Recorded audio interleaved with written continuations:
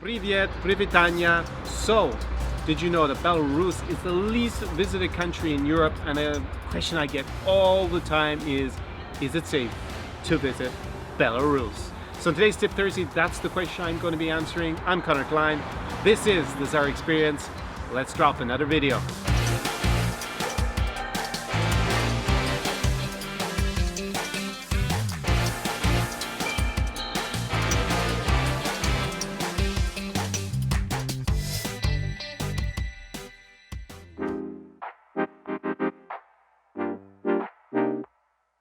So right now I am in a very calm, tranquil park in the center of Gomel, and that is a great metaphor for the crime rate here in Belarus, because Belarus regularly ranks within the top 10 countries for the lowest crime in the world, right? So if you were thinking that Belarus is dangerous because of crime, then clearly it's the opposite. Basically, this is one of the safest countries in the world if you look at the crime statistics. So why is that so? Well, first of all, Belarus has a very strong tradition on rule of law, so they don't really tolerate crimes being committed and someone not being caught for it. People are taught to respect the rules. There are heavy fines for breaking those rules, and there's actually a lot of police as well. I remember I was here in Minsk with a client, and he went to the gym, and something was stolen apparently from one of the girls' lockers, and they sent 7 police officers to investigate it. So you can imagine in Western Europe, if, I don't know what was stolen, maybe it was a phone, maybe it was some other personal item from a locker in a gym. I think the most they would ever send is maybe 2 police officers. In Belarus, it's 7, right? So you can see the difference about how seriously crime is tackled and how seriously it's taken in general. I've already spoken, I even made a video about when my phone got lost here in Belarus. I'll link it up in a card above and down below in the description if you want to hear more about it. But basically, my phone went missing. I'd flown out of the country, and when I came back, the Belarusians had found it. The police, they took it extremely serious, and they put a police officer on the case. He wanted to know about everybody I'd spoken to, where I'd been all morning before I flew out, because he was going to track it down for me. So there you go. That doesn't happen in very many countries in the world. So you see that in terms of petty crime and serious violent crime, Belarus really ranks as one of the lowest countries in the world.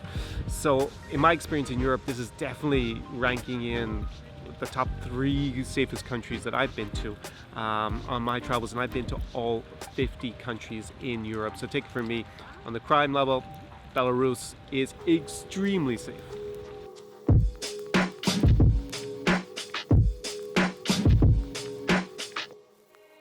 So the second point is actually going to be a corollary of this first point about the crime rates being extremely low in Belarus, and that is the risk of scams / having your drink spiked, which is obviously part of the scam.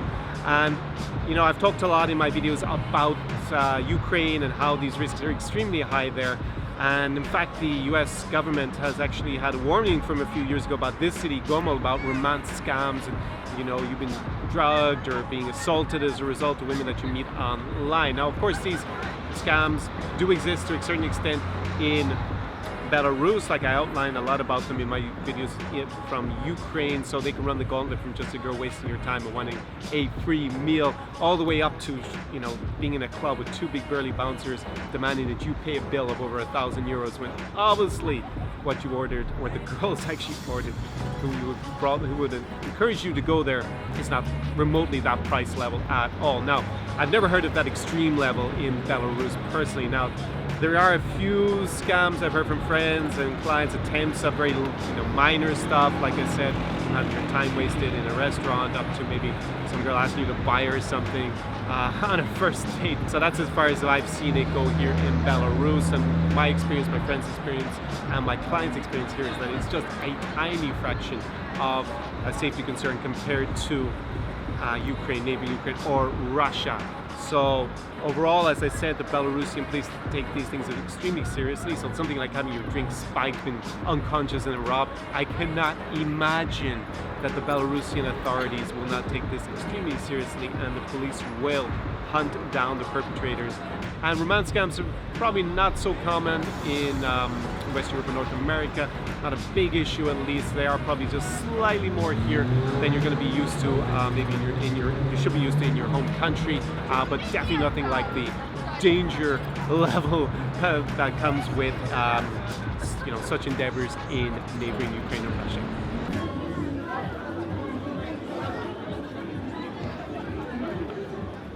So point 3 on whether it's safe to visit Belarus is the issue of terrorism. Now, you should be able to see just behind me there a Soviet tank that obviously liberated this city in Belarus from Nazi terror of the 1940s.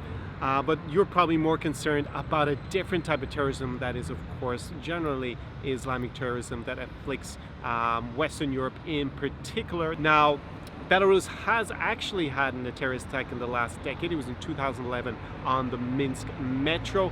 But basically the country is not afflicted by terrorism per se. It does not have a revolution like in Ukraine. So you don't have to worry about terror attacks on the metro and public transport. That it happened once in the last 10 years, and that was in 2011. And the perpetrators were apparently caught. 2 people were executed for their involvement in those attacks. So basically, if you compare that to, say, obviously going to London or Madrid or Paris or basically any big Berlin, any big European city, or a city like Nice that attracts a lot of tourists, you do always have that risk, unfortunately, in the last few years, that particularly terrorist attacks will target visitors to the city as well as locals. So that's something you do not have to worry about here in Belarus. So that is something that obviously is dramatically different in terms of safety level or danger level compared to other cities in Europe further to the west. Is the risk of terrorism? It's pretty minimal here. So you can rest easy taking public transport and the metro and going to all the cultural sites here in Belarus.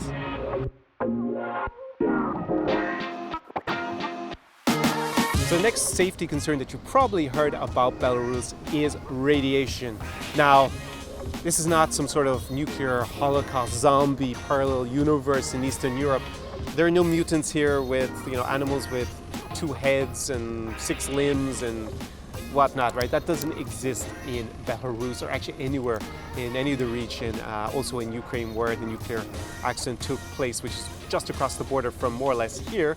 I'm in Gomel, and fortunately for Gomel and southern Belarus, the majority of the fallout from the Chernobyl nuclear accident actually fell over here and not in Ukraine. Now that said, it didn't actually fall really on the city of Gomel, and you're probably going to go to Minsk in all reality, which is of course a few hundred kilometers from here. So this wasn't where you're going to be traveling to, was not actually the center where the radiation fell. There is a exclusion zone also in southern Belarus, similar to what you're going to see if you go to Chernobyl in Ukraine to see Pripyat, the city, the model Soviet city that was abandoned there. You can go check out my video, up above on the card down below in the description. Gonna link that.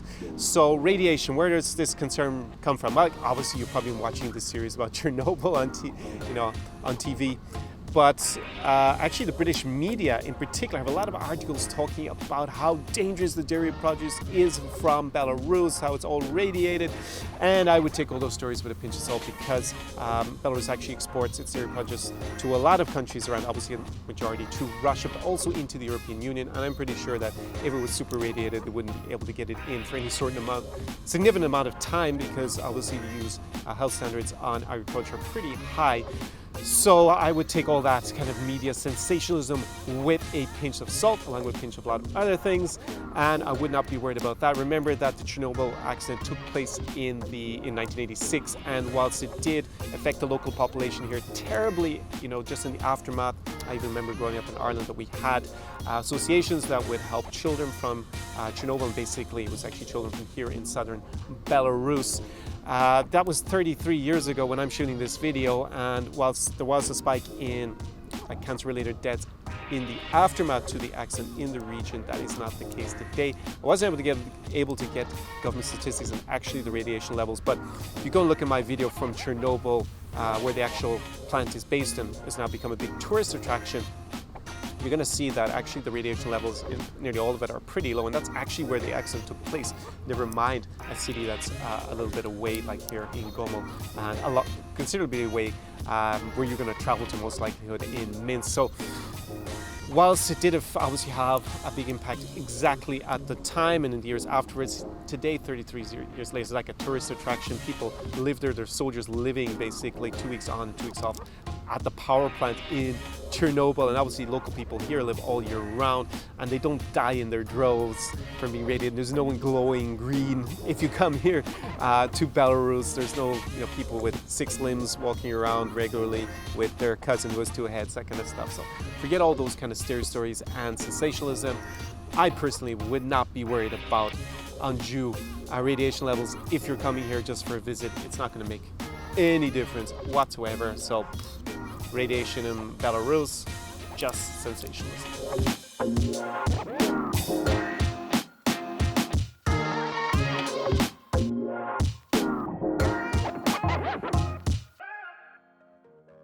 So the final point I'd like to address in this video is the perception that Belarus is like a European North Korea, that it's basically a state in which if you criticize the government in private, you have whole police that come along and they take you away to torture you and lock you up, whether you happen to be Belarusian or a foreigner. Now that is absolutely not the case.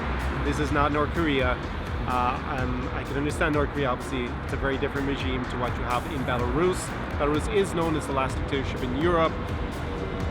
Probably a misnomer considering their neighbors further to the east in the way that their government has evolved over the last while, but basically Belarusians express their support or their antipathy to the current regime openly, not worried about being picked up by the KGB because they had said to some foreigner, oh, I don't like the current government. And it's kind of split in terms of opinions what people say to me, so definitely they have in private freedom of expression. Obviously, if you organize a protest here, you come here and organize a protest that is not authorized, then you're going to have problems. But you have problems everywhere in Europe if you organize a protest basically without permission, so I don't think that's dramatically different. And remember that I openly film here in Belarus. It's not like I have a secret camera. I saw some British documentary makers maybe from a few years ago came here and had secret cameras, and then they weren't allowed to film, they claimed. And I have this big camera here, this 80D on a tripod. I am on Sovietskaya, which is the main street here in Belarus' second city, Gomel, and I have absolutely no fear about filming here, and no one's going to hassle me. The police are not going to come and arrest me or ask me to have permission to do that. I would say that in terms of actually filming, it's more free here than in Italy. Italy, there are some Mussolini-era laws from the 1920s and 30s that actually prohibit filming or taking photos of historical monuments, which is basically means that every time you take a photo in a tourist photo in Italy, it's actually technically illegal. But they only really enforce it if you actually take out a camera and start to film. So I've actually had more issues filming in Italy than I have in Belarus. So don't be concerned about coming here in terms of, you're going to be worried that you're going to be thrown in a gulag or something like that. It's all complete BS. That doesn't happen to visitors to Belarus.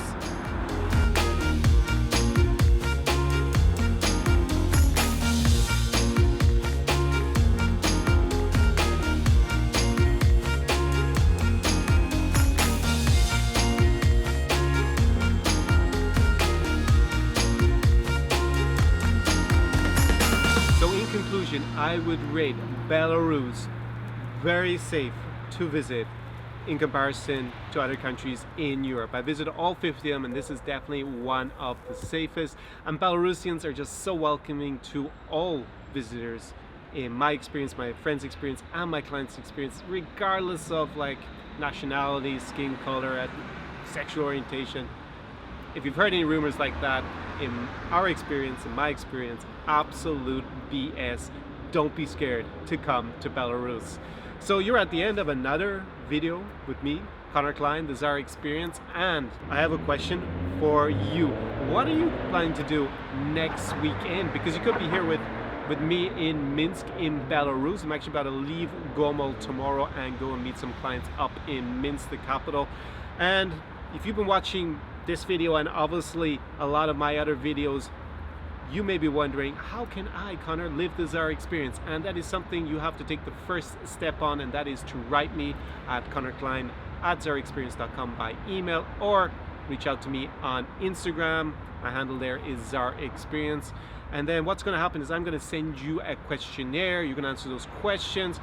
If, based on the answers, I think that we're a good fit to work together, we are going to jump on a short strategy call together. And if that goes well, could be you in Belarus next weekend with me living the Zara experience.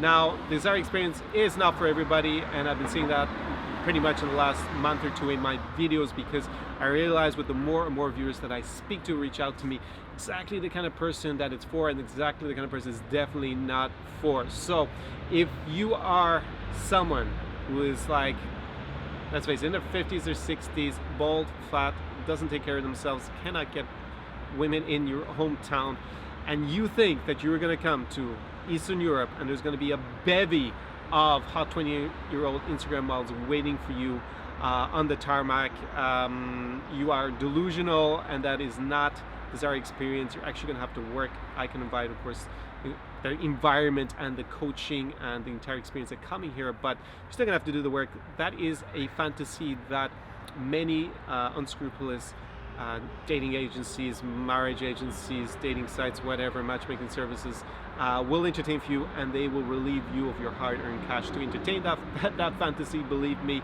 there are a couple of genuine matchmaking services that are probably a better fit for you if you want to be realistic, and I'll link those below in the description, some of the videos that I did with those.